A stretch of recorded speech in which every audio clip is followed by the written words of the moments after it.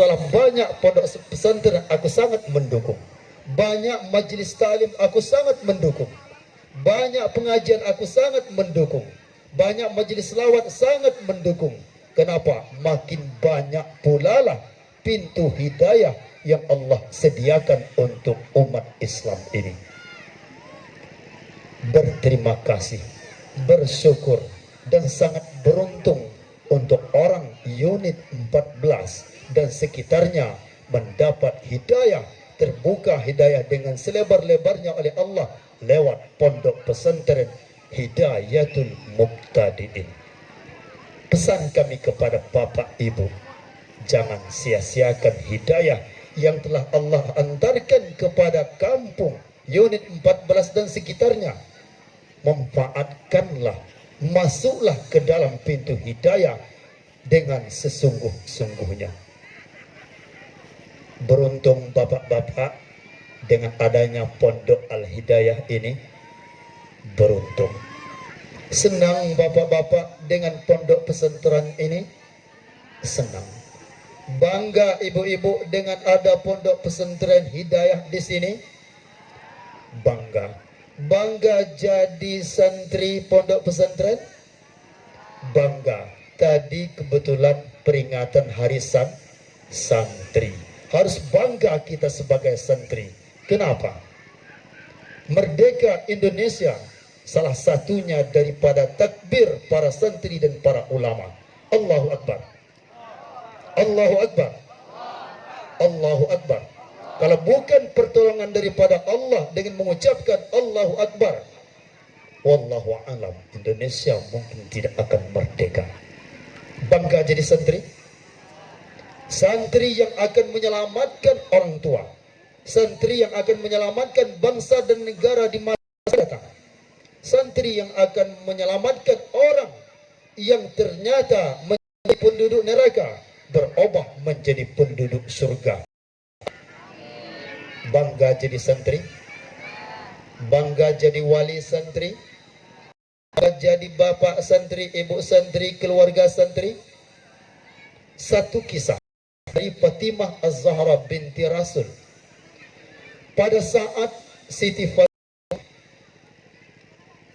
berwasiat kepada suaminya Sayyidina Ali.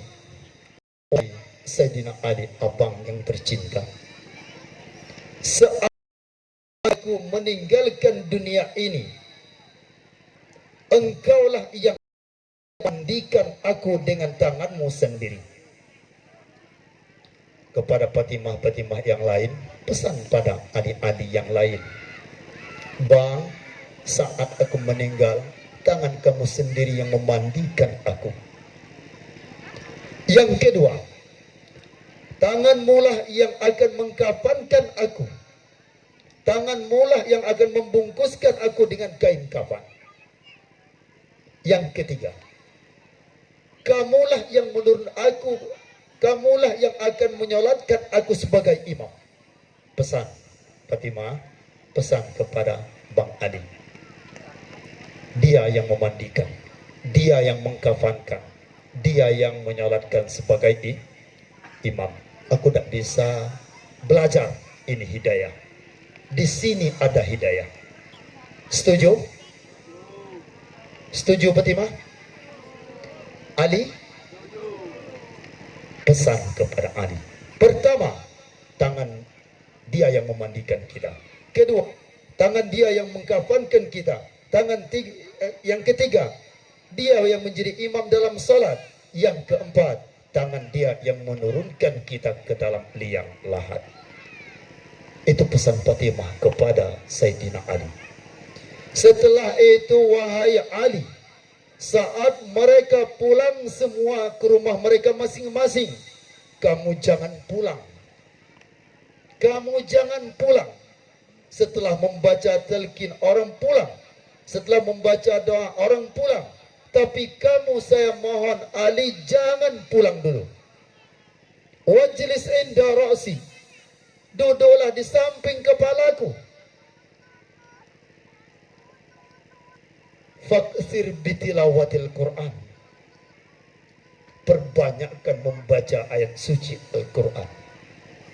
Ini salah satu dalil kami di Aceh saat jenazah tinggal seorang diri di dalam kubur, mesti ada orang yang tidak pulang di situ sampai malam Jumat. Apa pekerjaan orang yang ada di atas? Membaca ayat suci Al-Quran. Tidak putus-putusnya. Kadang-kadang seperti orang piket. 3 jam, 3 orang. 3 jam, 3 orang. Sampai pada malam Jumat. Karena terkesan dengan pesan daripada Fatimah kepada Sayyidina Ali. Baksir bitilawatil Quran. Perbanyakkan di atas kepalaku. Kamu menghadap wajahmu kepada wajahku. Perbanyakkan dengan membaca ayat suci Al-Quran. Kalau nak bikin untuk masa yang akan datang, boleh, silakan. Meninggal istri, baca Al-Quran. Kalau kita suami tak mampu menjelang hari Jumat, boleh diupah orang lain. Dalam pesan ini, faksir bitilawatil Quran, perbanyakkanlah kamu membaca ayat Al-Quran di atas kuburku. Bangga jadi santri, bangga jadi wali santri.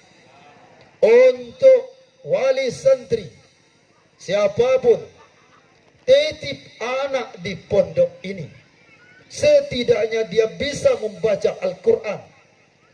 Kalau kita berpesan kepada suami, lakatu aja.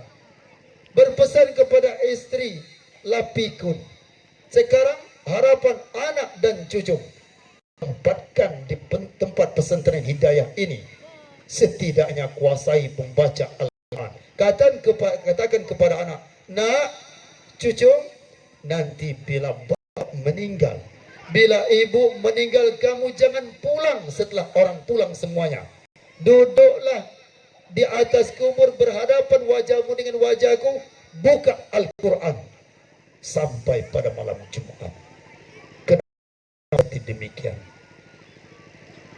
Kata Rasulullah sallallahu alaihi wasallam, la ya'ti 'alal mayyiti sa'ah asyaddu min awwali lailah. Tidak ada yang lebih mengkhawatirkan, lebih menakutkan terhadap semai kecuali pada malam yang pertama. Sangat menakutkan dan sangat mengkhawatirkan.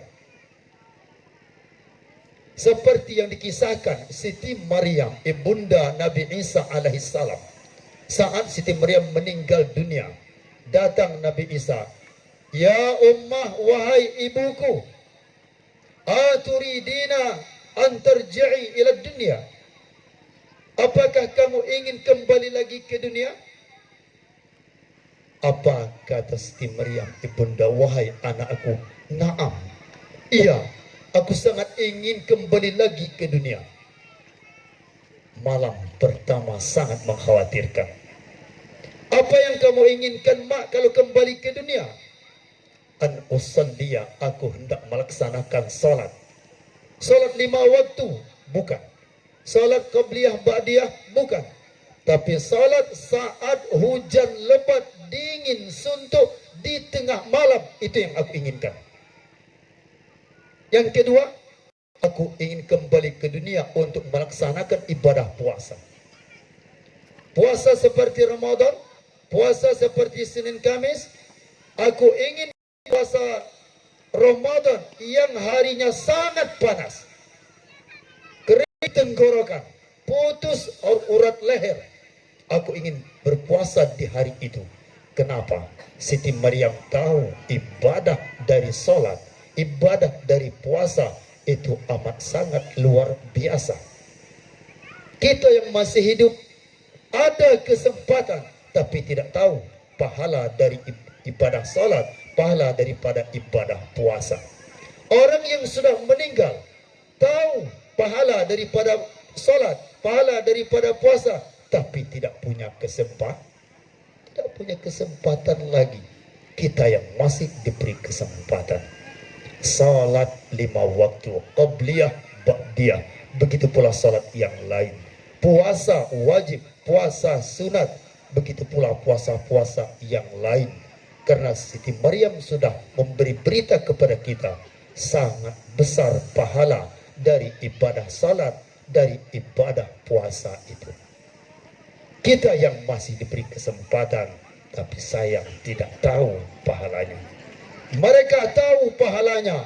Orang tua kita sudah meninggal, kaum kerabat kita sudah meninggal, ahli waris kita sudah meninggal, tokoh-tokoh kita sudah meninggal. Mereka tahu pahala sholat sebesar apa, pahala puasa sangat dibutuhkan, tapi mereka tidak diberikan kesempatan lagi. Al-Hidayah akan menceritakan itu semua. Al-Hidayah akan memberikan jalan itu semua untuk kita. Maka jangan sia-siakan.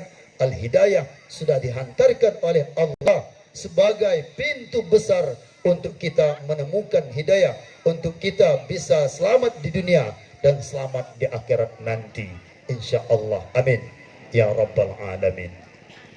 Jamaah yang berbahagia, pesan daripada Siti Fatimah tadi, taksir bitilawatil Quran. Ada anak, ada cucu, ada penakan, ada menantu, jangan luput daripada kesempatan yang terbesar ini. Serahkan anak kepada pesantren. Kita orang tua, kita ibu, kita bapak belum bisa membaca Al-Quran. Ini ahli Al-Quran di sini. Husni Al-Mubarak ini ahli dalam Al-Quran. Emi Rosmaili itu ahli dalam Al-Quran. Jangan sia-siakan hidayah yang Allah tempatkan di tempat unit 14. Bangga jadi unit 14, bangga karena ada Al-Hidayah. Sebelumnya apa yang terjadi? Biasa-biasa saja. Mungkin jarang kita ke majelis ta'lim, mungkin jarang kita sholat Jumat, mungkin jarang kita ibadah 5 waktu, jarang kita majelis selawat. Dengan ada Al-Hidayah, apa yang terjadi perubahan? Sudah terasa di diri kita masing-masing. Berterima kasih kepada Allah, bersyukur kepada Allah. Allah menghantarkan Al-Hidayah sebagai gerbang pintu hidayah kepada kita. Jamaah yang dirahmati Allah. Yang kedua, kami pernah mendengar satu cerita bahwa ada salah satu daripada jamaah umrah, sebelum dia berangkat umrah, minum-minum, mabuk-mabuk. Ternyata hidayah itu ada di kota Makkah dan di Madinah. Berangkat dia umrah ke Makkah dan ke Madinah. Di Makkah terjeluek, muntah-muntah, tapi yang dikeluarkan tidak ada. Begitu pula di Madinah, muntah-muntah, tapi yang dikeluarkan tidak ada. Ini cara Allah menghapuskan kebiasaan waktu di kampung minum-minum dan mabuk-mabuk. Terhidayah dia di kota Makkah, di Madinah. Kalau kita memang tak terhidayah di situ, bawa ke Makkah. Kalau kita tak terpetunjuk di situ kepada jalan yang baik, belum juga tersentuh hati kita untuk menerima kebaikan daripada Allah, berangkat umrah ke Madinah. Karena kalau umur kita 50 tahun nak nyetor haji, itu 25 tahun akan datang. 75 baru bisa berangkat. Hidayah Allah itu ada di mana-mana. Kalau memang kita tidak terhidayah di sini, ada di tempat lain. Atau tidak ada di tempat lain, ada di sini. Tapi ketahuilah, yakinlah, hidayah yang terbesar itu, pintu hidayah terbesar buka lebar itu hanya di pondok pesantren. Setuju? Betul? Kami jamaah haji 2022. Kami lihat pengalaman yang sudah-sudah. Masyarakat biasa melaksanakan haji dan umrah karena tidak menempuh pondok pesantren. Kacau balau. Banyak yang tersesat. Banyak berubah niat. Banyak yang tidak ikhlas dalam menjalankan amal ibadah haji dan amal ibadah umrah. Ternyata pintu hidayah yang terbesar itu bukan di Makkah, bukan di Madinah, bukan di masjid, tapi di pondok pesantren. Rata-rata kita menempuh pondok pesantren. Rata-rata alim ulama itu dari pondok pesantren. Rata-rata orang keromah itu dari pondok pesantren. Rata-rata orang hebat-hebat itu dari pondok pesantren. Kesimpulan, Al-Hidayah sebagai pondok pesantren adalah pintu hidayah yang terbuka paling lebar di antara pintu hidayah di tempat-tempat yang lain. Allahu Akbar. Yang kedua, kita akan membahas tentang Maulid Nabi. Di dalam kitab Al-Barzanji, halaman 16, hadis yang kedua dari Atha bin Yasir, diceritakan, aku termasuk daripada orang tuaku juga orang Yahudi, tapi orang tuaku adalah ahli kitab, ahli di bidang kitab Taurat. Pada suatu hari orang tuaku mengajarkan aku kitab Taurat tersebut dari awal sampai selesai, khatam. Kemudian kitab Taurat itu dimasukkan ke dalam peti dan tidak pernah dibuka dan tersingkap lagi. Beberapa masa kemudian orang tuaku meninggal dunia. Saat orang tuaku berpulang ke rahmatullah, aku buka peti, aku pelajari lagi kitab Taurat itu. Tapi tiba-tiba di dalam Taurat itu ada kisah yang mengkisahkan tentang Nabi Muhammad sallallahu alaihi wasallam. Sebelumnya tidak pernah aku temukan catatan tentang kelahiran Nabi akhir zaman, Nabi Muhammad sallallahu alaihi wasallam. Tapi saat buka kali kedua setelah ayahku meninggal dunia, aku temukan di dalamnya bahwa akhir zaman akan lahir seorang Nabi Muhammad sallallahu alaihi wasallam. Lahirnya di Makkah, hijrahnya ke Madinah. Kerajaan kekuasaannya bukan negeri Syam saja, sampai ke seluruh penjuru dunia. Tercatat di dalam kitab Taurat. Kebiasaan sunnah Rasulullah pakai kain sarung. Rupanya pakai kain sarung itu adalah sunnah Rasulullah. Lihat Ustadz top kita pakai kain sarung. Lihat ketua penitia kita pakai kain sarung. Kenapa Tengku tidak pakai kain sarung? Aku singkap. Pakai kain sarung. Jangan curiga dulu Pak Tau. Yang pakai celana boleh dibuka. Pakai sarung. Wa yattaziru ala wasati. Rasulullah Nabi Muhammad akhir zaman akan memakai kain di pinggangnya. Di luarnya baru pakai jubah. Ini seperti yang ceramah pada malam hari ini. Sunnah Rasulullah. Sallu ala Nabi. Dalam Taurat itu juga diceritakan, yakunu khairul anbiya, Nabi akhir zaman itu adalah Nabi yang terbaik daripada seluruh Nabi yang berjumlah 124.000. Rasul pilihan daripada Rasul 315. Karena nabinya terbaik, Rasul terbaik, kita sebagai umat, wa ummatu khaira ummati, maka umat pun terbaik daripada segala umat-umat yang lain. Nebeng baik kita kok. Karena Rasul kita terbaik, kita jadi terbaik. Rasul kita terhebat, kita jadi terhebat. Rasul kita termulia, tertinggi, teragung, kita ikut-ikutan. Bangga jadi umat Muhammad, sangat bangga. Tapi ikuti sunnahnya. Yukabbiruna Allah Ta'ala ala kulli syaraf. Umat terbaik itu Ini ciri-ciri umat yang akan menjadi umat yang terbaik. Selalu mengucapkan takbir. Allahu Akbar. Allahu Akbar. Allahu Akbar. Selalu mengucapkan takbir. Capek dia, Allahu Akbar. Senang dia, Allahu Akbar. Sedang bekerja dia, Allahu Akbar. Melihat sesuatu yang ajaib, Allahu Akbar. Melihat sesuatu yang luar biasa, Allahu Akbar. Di mana-mana pun Allahu Akbar. Ini ciri pada umat yang terbaik. Melihat masjid, Allahu Akbar. Melihat pondok pesantren, Allahu Akbar.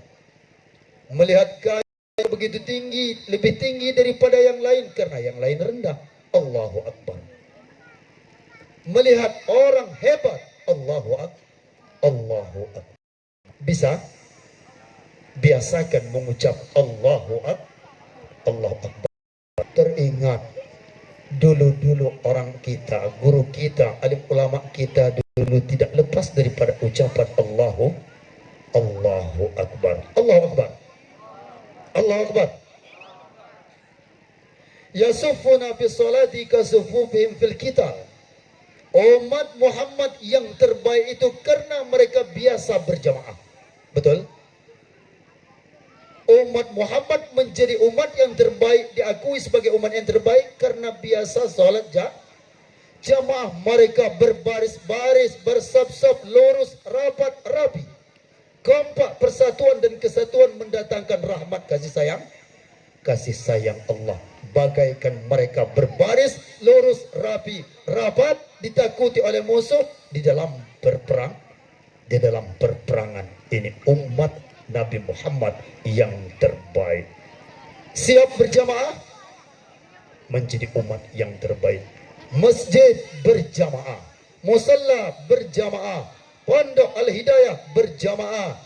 Adik-adik siap berjamaah? Siap berjamaah supaya menjadi umat Nabi Muhammad yang terbaik. Jangan pecah belah. Karena pecah belah akan mengundang malapetaka, akan mengundang azab daripada Allah Subhanahu wa Ta'ala. Saat zuhur jamaah ke masjid, asar jamaah ke masjid, maghrib, isya, subuh berjamaah ke masjid. Terutama bapak-bapak, untuk induk-induk hati-hati. Kalau menimbulkan fitnah berjamaah ke masjid, maklah lebih baik salat di rumah. Kalau macam tu kalah kami induk-induk dibandingkan dengan bapak-bapak. Ini pernah terjadi zaman Rasulullah. Ya Rasulullah, kacanya jadi bapak-bapak ya. Kacanya tentang mana? Berjihad fisabilillah, mati diterima oleh bidadari. Kami dah boleh jihad. Apa kata Rasulullah? Ibu-ibu, jihadukunna fi baitikunna. Jihad kamu itu, mati nak mendapat surga, adalah di rumah kamu sendiri. Layani bapak-bapak, hormati bapak, ikut perintah daripada bapak-bapak. Basuh piring, masakkan nasi, buat gulai ayam, sediakan yang spesial untuk bapak, untuk suami. Itu adalah jihad. Saat kamu jatuh di semua, mati karena ngaliceh, sebab kamu nyuci piring, jihad fisabilillah. Umat Muhammad yang terbaik, qulubuhum musahifuhum, hati mereka seakan-akan bersalaman dengan hati yang lain. Hati Guru Barak bersalaman dengan hati Tengku Basri. Hati Pak Top bersalaman dengan hati Guru Herman. Hati bapak-bapak bersalaman dengan hati Tengku Basri. Hati Tengku Basri bersalaman dengan bapak-bapak. Artinya apa? Hati yang berjabat tangan, sehati kita. Bapak adalah saudaraku, aku adalah saudara bapak. Bapak adalah orang tuaku, mudah-mudahan aku akan menjadi menantu bapak. Oh bukan, itu dekatnya kita Nabi Muhammad sallallahu alaihi wasallam. Sabar, itu keceplosan lagi.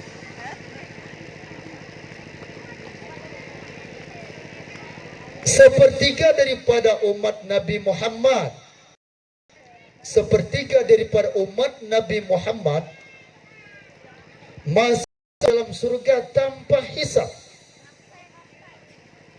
tanpa ada perhitungan terlebih dahulu tentang amal baik ataupun amal jahat, apalagi yang namanya ditimbang dahulu, tanpa hisab, tanpa timbangan. Sepertiga daripada umat Nabi Muhammad dipersilakan untuk masuk ke dalam surga, Mudah-mudahan yang sepertiga itu kita semua. Amin. Cinta kepada Nabi Muhammad, apa buktinya? Ikuti sunnahnya. Berjamaah kata beliau, berjamaah. Takbir kata beliau, bertakbir. Susah, sulit, senang, bahagia, sakit, sehat, kaya, miskin, tua, muda, laki-laki, perempuan, tetap mengucapkan alhamdulillah. Alhamdulillah. Sedang sakit pakai alhamdulillah, pakai alhamdulillah. Sedang miskin ucap alhamdulillah. Sedang dada bongkok alhamdulillah. Kenapa?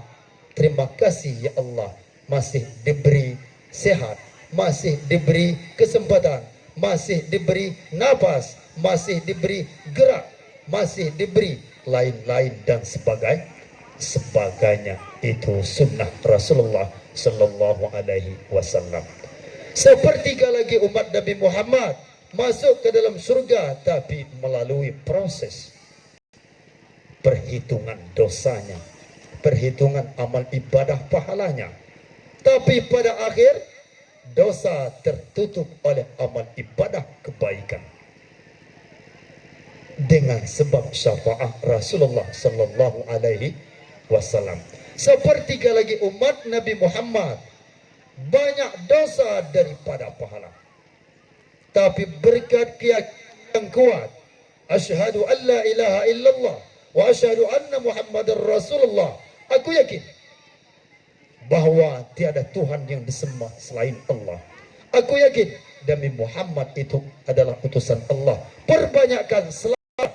Hanya itu amal ibadah yang kita lakukan. Memang butuh proses panjang. Ditanya dulu, disegak dulu, dicaci, dimaki dulu.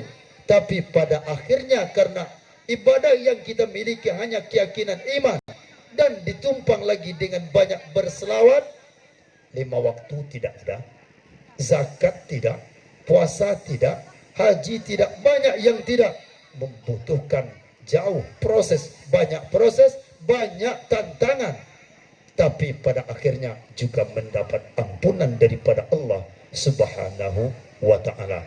Bapak pilih yang mana? Sepertiga pertama, sepertiga kedua, atau sepertiga yang terakhir? Mohon kepada Allah untuk menjadi sepertiga yang pertama, masuk ke dalam surga tanpa hisab. Bagaimana caranya? Apapun perintah Allah lakukan, apapun larangan Allah tinggalkan. Cukup dengan itu? Tidak cukup.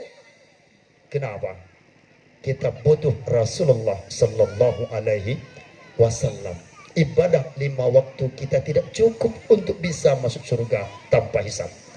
Puasa Ramadan kita tidak cukup untuk bisa masuk ke dalam surga tanpa hisab.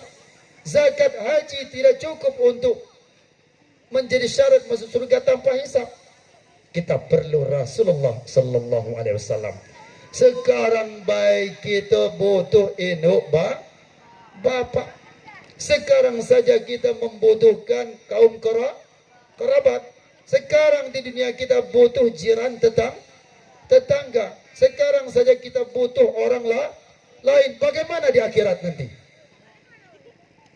Orang tua sibuk dengan urusannya, amal ibadahnya, amal kejahatannya. Siapa yang peduli dengan kita?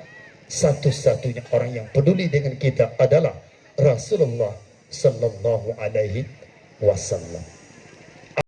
Allah, hey, top. Amal ibadahmu tidak cukup untuk salatmu, tidak cukup puasamu, tidak cukup hajimu tidak cukup, amal kebajikanmu tidak cukup. Kenapa? Sehari semalam 24 jam itu diberikan oleh Allah. Sementara ibadah solat kita paling-paling 1 jam 5 waktu. Tambah qobliyah ba'diyah 1 jam setengah. Tambah baca Quran 3 ayat baru 2 jam. 22 jam apakah kamu sia-siakan? Cukupkah 5 waktu sehari semalam menjadi syarat untuk masuk surga? Tidak cukup. Karena 24 jam itu akan dipertanyakan oleh Allah kepada kita. Nafas yang kita keluarkan punya tanggung jawab. Nafas yang kita tarik punya tanggung jawab. Dalam 24 jam tarik keluar nafas akan menjadi tanggung jawab. Apakah cukup ibadah 5 waktu kita? Qabliyah ba'diyah kita? Tidaklah cukup. Seandainya Allah mengatakan top, tidak cukup amal ibadahmu untuk syarat bisa masuk ke dalam surga. Karena tak punya andalan. Apa andalan? Majlis sholawat. Ya Rasulullah, aku mencintaimu. Berkeliling kami berselawat setiap maulid, tidak mengharap apa-apa. Benar-benar kami tulus ikhlas mencintaimu ya Rasulullah. Kami tidak mengharap apa-apa. Apa kata Rasulullah? Ya Allah, ya Tuhanku, dia adalah kekasihku. Dia adalah kekasihku. Kalau dia kekasihmu, apa kata Allah? Wala sawfa yu'tiyaka rabbuka fatarda. Aku beri permintaanmu. Aku perkenankan apa yang kamu minta sampai kamu tenang, sampai kamu puas, sampai kamu senang. Wahai kekasihku Rasulullah, andalan kita di akhirat adalah Nabi Muhammad sallallahu alaihi wasallam. Seorang hamba yang telah diponiskan oleh Allah untuk menjadi penduduk neraka. Apa kata Allah? Malaikat buang ke dalam neraka. Menangis sejadi-jadinya hamba aku tadi. Sejadi-jadinya menangis. Kenapa masuk neraka? Kata Allah, hei hamba jangan menangis terlalu keras. Kaget terdengar Rasulullah Nabi Muhammad kekasihku. Berbahaya kalau tiba di tangannya tuh. Makin menangis makin keras. Karena Allah takut tangisnya bertambah keras. Terdengar kekasih Allah Nabi Muhammad. Sekarang begini saja, lah nangis dosamu kuampunkan. Kata Allah, Allah mau kebiar nangisnya? Lah mau kebiar nangis? Nangis apa? Nangis senang, terharu mendapat ampunan dosa daripada Allah. Nangis ke dia terlampau bihe, ketiga kali lah terlampau bihe terdengar juga oleh Rasulullah sallallahu alaihi wasallam. Datang Rasulullah, ya Allah, ya Tuhanku, yang maha pengasih lagi maha penyayang, apa yang terjadi? Begini, kalau begitu ya Allah, serahkan dia kepadaku. Kalau Rasulullah minta kita berada di tangannya, apa kata Allah? Wala sawfa yu'tiyaka rabbuka fatarda. Kalau engkau yang minta, sebelum engkau minta, setelah aku berikan. Asal hatimu senang, asal dirimu puas. Inilah andalan kita, kedekatan kita kepada Rasulullah sallallahu alaihi wasallam. Sallu ala Nabi Muhammad. Sallu ala Nabi Muhammad. Unit 14 ini memang kompak.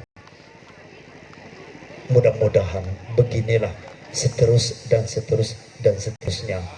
Mudah-mudahan kita bisa bertemu di dalam surga. Amin. Yang ketiga, yang terakhir, bukti salah satu cinta kita kepada Rasulullah sallallahu alaihi wasallam, kita harus memperbanyakkan salawat. Salah satu kelebihan daripada salawat kepada baginda Rasulullah sallallahu alaihi wasallam adalah ini dikisahkan. Sultan Ababi, dia adalah seorang raja, sangat peduli dengan masyarakat kampungnya. Apabila ada salah satu dari masyarakat kampungnya meninggal dunia, pada malam yang pertama setelah usai sholat maghrib, Sultan Ababi tetap melanjutkan sholat 2 rakaat diiringi dengan 1 kali selawat, pahalanya dihadiahkan kepada orang yang meninggal tadi siang. Ada kita lakukan seperti itu? Tidak. Sultan Ababi, kampung unit 10 ada meninggal. Ustaz Husni Al-Mubarak pada malam pertama orang itu sudah maghrib, beliau sholat 2 rakaat. Rakaat pertamanya kulhu 2 kali, rakaat keduanya Alhaakumut Takasur 10 kali. Setelah sholat dia berselawat kepada Rasulullah. Setelah sholat berselawat kepada Rasulullah 1 kali sekurang-kurangnya. Keesokan harinya bermimpilah salah satu penduduk unit 10 bahwa dia bertemu dengan mayat di dalam kubur. Yang ditanyakan, apa kabar? Apa yang Allah berikan kepadamu? Semula saya ditanya marrabbuka oleh Munkar dan Nakir. Kemudian karena saya tidak bisa jawab, saya divonis untuk menjadi ahli neraka. Nak dilemparkan ke dalam neraka. Nah, dibuka pintu kubur itu, api jurang daripada neraka. Datanglah pahala salat 2 rakaat, selawat 1 kali dari Sultan Ababi, sehingga saya mendapat ampunan daripada Allah. Saya ditempatkan ke dalam surga. Cerita daripada teman kepada Sultan Ababi bertemu dengan jenazah tadi. Bisa dilakukan? Insya Allah bisa. Ahli sunnah wal jamaah bisa berbagi pahala. Sudah sholat zuhur, ya Allah ya Tuhanku, pahala sholatku untuk kedua orang tuaku, bisa. Pahala qabliyah zuhurku untuk kedua orang tuaku, bisa. Apalagi ada jenazah, karena malam pertamanya sangat menakutkan dan mengkhawatirkan, kita bantu. Kenapa? Intu dan intuhid Tuhan. Kalau kita bantu orang lain, satu saat kita dibantu oleh orang lain. Tapi kalau kita menyepelekan orang lain, satu saat orang lain akan menyepelekan kita. Amy Rosnaidi, saat malam Jumat kemarin itu, waktu hadrah melantunkan syair Kalamun Qadi Mulla, dia meneteskan air mata. Aku tahu, padahal aku lebih dulu meneteskan air mata. Artinya apa? Karena dia adalah orang yang selalu kerja keras dalam mengembangkan, menumbuhkan, mendidik anak-anak, maka dia sekarang mendapat balasannya, dibantu. Bekerja keras panitia, menyumbang segala tenaga dan segala macam. Ini buktinya.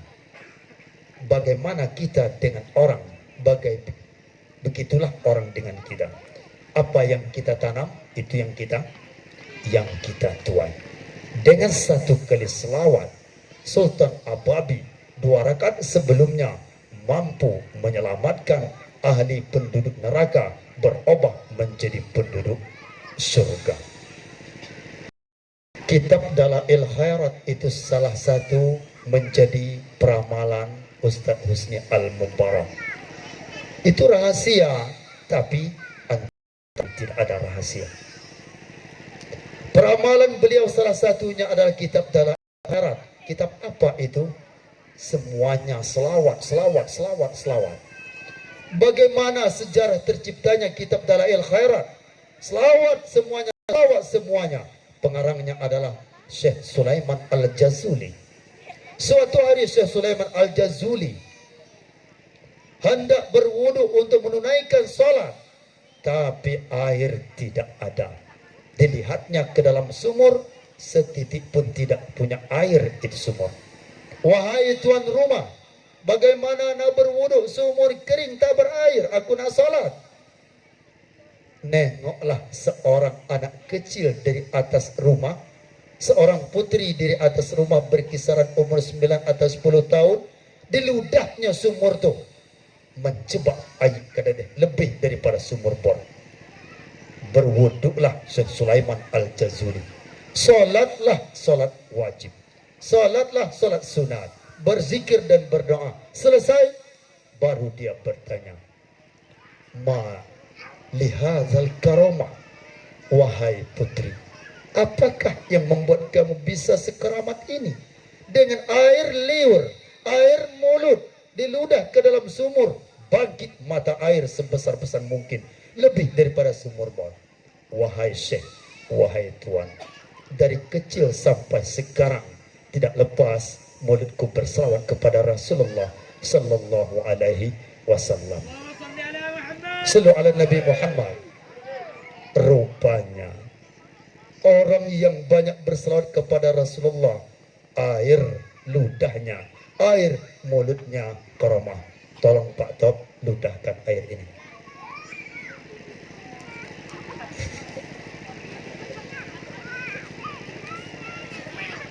Nanti ya, nanti itu rahasia antara kita berdua.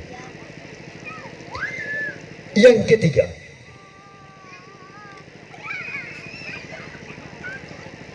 kisah yang diambil daripada Durratun Nasin halaman 164 sampai 165. Seorang ibu datang menemui seorang imam besar, Imam Hasan Al-Basri. Aku keniru namanya tapo. Orang Basrah, bukan orang rantau panjang. Imam besar, Imam Hasan Al-Basri. Datang seorang ibu yang sudah tua, wahai guru, putri daraku, gadisku sudah lama meninggal. Tapi aku ingin melihat kondisi keadaan yang sebenarnya dia di dalam kubur. Apakah dia penghuni neraka atau penghuni surga? Ajarkan aku ilmu, ajarkan aku peramalan. Oke. Maka Imam besar Hasan Al-Basri mengajarkan ilmu, mengajarkan peramalan agar ibu ini bisa bertemu dengan anaknya di alam barzakh. Pada malam hari itu bertemulah ibu dengan anak putrinya. Apa yang terjadi? Anak putrinya di dalam neraka, berpakaian pakaian timah yang mendidih, leher terbelenggu, kaki dirantai dengan rantai api neraka. Melulung aung kesakitan, menangis sejadi-jadinya. Terkejut ibu ikut tadi pun ikut menangis sejadi-jadinya. Besok pagi melapor kepada imam, guru, diceritakanlah apa yang pernah dimimpikan terhadap putri kandungnya. Maka jamaah yang ada di majelis Imam Hasan Al-Basri ikut sedih, ikut menangis. Imam Hasan Al-Basri pun ikut menangis. Beberapa masa kemudian, Imam Hasan Al-Basri yang bermimpi dengan putri dari ibu ini tadi. Dalam mimpi Imam Hasan melihat seorang putri cantik pakai mahkota dari surga, duduk di taman surga. Apa kata putri itu? Imam, kenal dengan aku? Tidak. Aku adalah anak daripada ibu yang pernah engkau ajarkan ilmu peramalan untuk bisa bertemu denganku. Hah? Benar? Kaget Imam Hasan Al-Basri. Udah kaget. Kenapa kaget? Cerita daripada ibu kandungnya, anak putri gadisnya dalam neraka, berpakaian timah yang mendidih, leher terbelenggu, kaki terikat dengan rantai neraka, tapi bertemu dengan imam di dalam taman surga, wajah indah berseri-seri. Apa tidak kaget? Amanan ceritanya kah? Kata Imam Hasan Al-Basri, cerita mak kau lain, yang ku ketemukan lain. Begini imam, memang betul waktu itu beberapa hari kemudian datang seorang berziarah ke kubur kami. Penduduk kubur itu kalau tidak salah berjumlah 550 orang di dalam kubur itu. Datang penziarah kubur, berselawat 1 kali, berdoa, ya Allah, ya Tuhanku, selawat 1 kali ini pahalanya aku hibahkan kepada penduduk kubur yang ada di sini, 550 orang. Pada saat itu datanglah suara dari awang-awang dari langit. Hai malaikat penyiksa kubur, hai malaikat yang penyiksa ahli kubur, sekarang angkat siksaan, hentikan siksaan, pindahkan mereka ke taman surga. Hanya berkat 1 kali selawat kepada Rasulullah Sallallahu Alaihi Wasallam. Pernah selawat hanya dihibahkan kepada kedua orang tua? Belum. Hibahkan. Selawat dihibahkan kepada kaum kerabat? Belum. Hibahkan. Kenapa? Kita bawa Rasulullah. Kita bawa Rasulullah. Ibu, bapak, kalau nak bikin proposal cepat selesai, langsung ke bupati, tak akan selesai. Di bupati itu ada ajudan. Di bupati itu banyak petugas pegawai. Carilah orang yang terdekat dengan bupati, ajudan yang terdekat dengan bupati. Proposal lewat ajudan, 15 menit selesai. Kenapa? Kamu punya orang dalam, yang orang dalam itu sangat dekat dengan bupati. Kalau kamu langsung nak dengan bupati, gerbangnya baik itu tak lewat, hus, kata sepap. Karena kita langsung ingin temu bupati agar urusan proposal kita cepat diterima. Apalagi kita dengan Allah, ajudan Allah yang terhebat, kekasih Allah yang teragung siapa? Rasulullah Sallallahu Alaihi Wasallam. Lewat dia proposal kita. Makanya setiap ibadah yang kita lakukan jangan luput daripada selawat. Ini sedekah. Allahumma sholli ala sayyidina Muhammad. Lewat Rasulullah yang akan menyampaikan kepada Allah Subhanahu wa Ta'ala. Kalau kita, memang kita siapa? Kita butuh orang dalam, baik di dunia, lebih-lebih di akhirat nanti butuh orang dalam. Maka untuk kita semua, mari kita dekat dengan Rasulullah Sallallahu Alaihi Wasallam. Mari kita dekat dengan Rasulullah Sallallahu Alaihi Wasallam. Pada malam hari itu pernah kami dengar apa yang disampaikan oleh Pak Tok tentang debat dengan temannya. La ilaha illallah atau selawat. La ilaha illallah Muhammad Rasulullah atau selawat. La ilaha illallah Muhammad Rasulullah atau selawat. Inilah jawabannya. Siapa kita nak menghadap Allah? Kita harus butuh orang dalam di dunia dan di akhirat. Di kantor bupati, di kantor gubernur, di kantor pusat sekalipun, kita ingin proposal cepat, ingin cepat diterima, ingin sampai maksud dan tujuan kita, harus ada ajudan yang paling dekat dengan presiden, gubernur, bupati. Siapa ajudan kita? Rasulullah Sallallahu Alaihi Wasallam. Sallu ala Nabi Muhammad. Mungkin hanya itu yang dapat kami sampaikan. Lebih kurang mohon maaf. Daun pandan, daun selasih. Cukup sekian dan terima kasih. Mohon maaf atas segala kekurangan.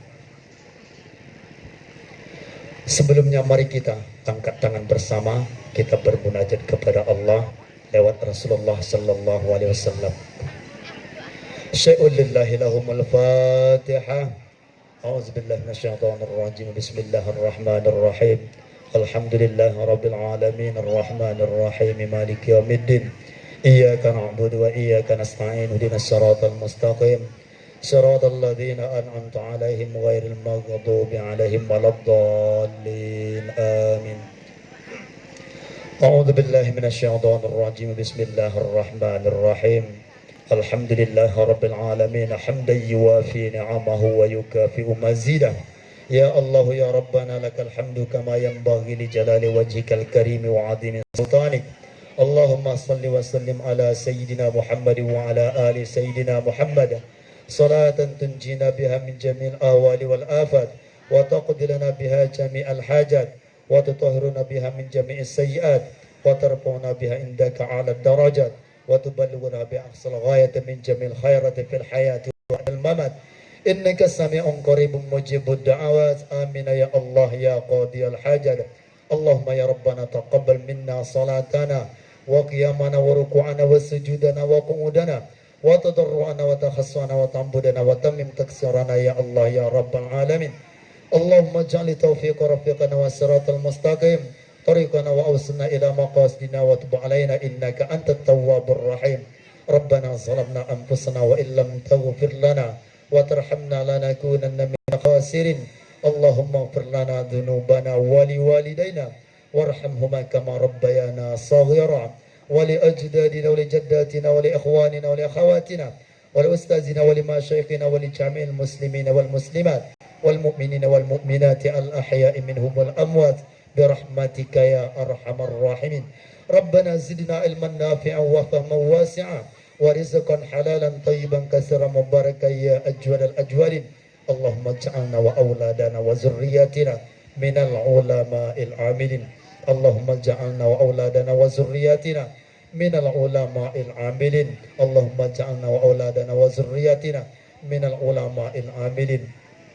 Allahumma ya Rabbi bijahi nabiyikal mustafa wa rasulikal murtada tahir qulubana min kulli wasfi yuba'iduna an musyahadatika wa muhabbatik wa amisna ala sunnati wal jamaah wa syauqi ila liqa'ika ya zal jalali wal ikram.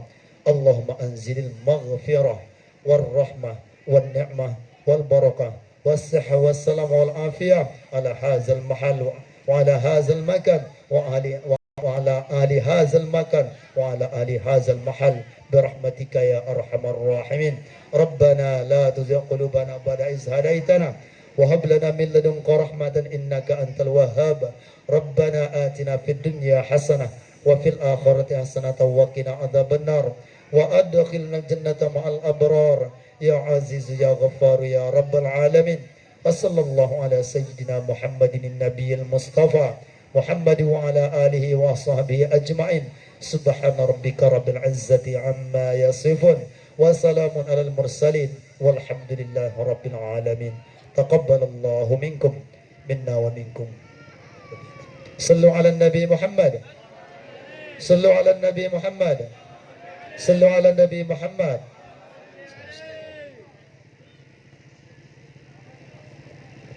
Wassalamualaikum warahmatullahi wabarakatuh.